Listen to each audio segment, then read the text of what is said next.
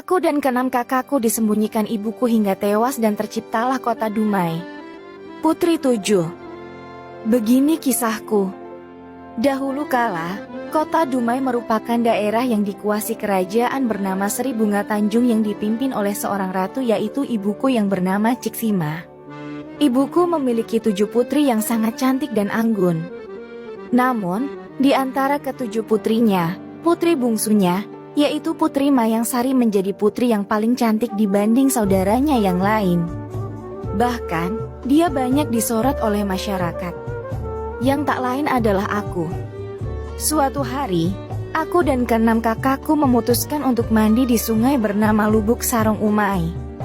Kami sangat menikmati mandi di sungai sehingga tidak menyadari bahwa ada seorang pangeran yang sedang memperhatikan kami mandi.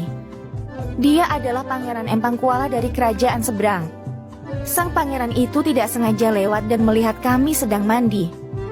Pangeran Empang pun terkagum-kagum melihat kami karena kecantikan yang kami miliki. Namun mata Pangeran Empang tertuju kepadaku. Melihatku kecantikanku, sang pangeran pun bergumam.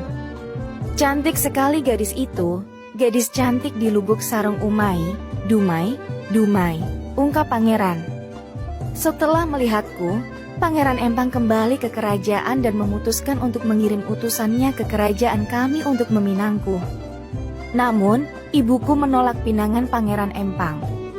Hal ini dilakukan ibuku, karena ibuku memegang teguh adat dari kerajaan bahwa yang seharusnya menerima pinangan adalah kakak pertamaku putri yang paling tua terlebih dahulu. Mengetahui itu, Pangeran Empang tidak mau dan bersikeras untuk meminangku. Lagi dan lagi ibuku menolak pinangan Pangeran Empang. Karena pinangannya ditolak, Pangeran Empang marah dan murka kepada ibuku dan memutuskan untuk mengirim pasukan untuk menyerang kerajaan kami. Akibat dari serangan Pangeran Empang, terjadilah peperangan antara kerajaan kami dan juga kerajaan Pangeran Empang. Melihat kondisi tersebut, akhirnya ibuku mengungsikan aku dan keenam kakakku ke dalam hutan yang disembunyikan di sebuah lubang yang ditutupi atap yang terbuat dari tanah dan dihalangi oleh pepohonan. Tidak lupa ibuku juga membekali kami makanan selama 3 bulan. Peperangan yang terjadi antara kerajaan kami dan kerajaan Pangeran Empang berlangsung cukup lama. Di tengah peperangan, pasukan dari kerajaan kami sudah mulai terdesak. Banyak korban berjatuhan. Situasi kerajaan yang porak-poranda. Sehingga ibuku meminta bantuan jin yang sedang bertapa di Bukit Hulu Sungai Umai. Dan jin tersebut menyetujuinya.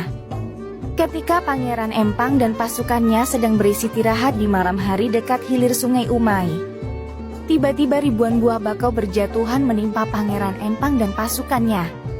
Dalam waktu hitungan detik saja, pasukan dari Pangeran Empang dapat dilumpuhkan dan Pangeran Empang pun terluka.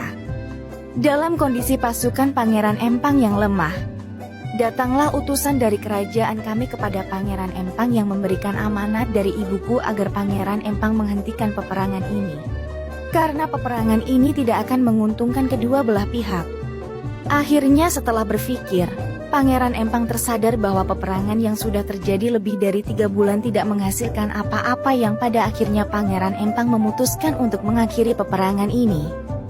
Ketika peperangan sudah berakhir, ibuku lalu kembali ke tempat persembunyian kami.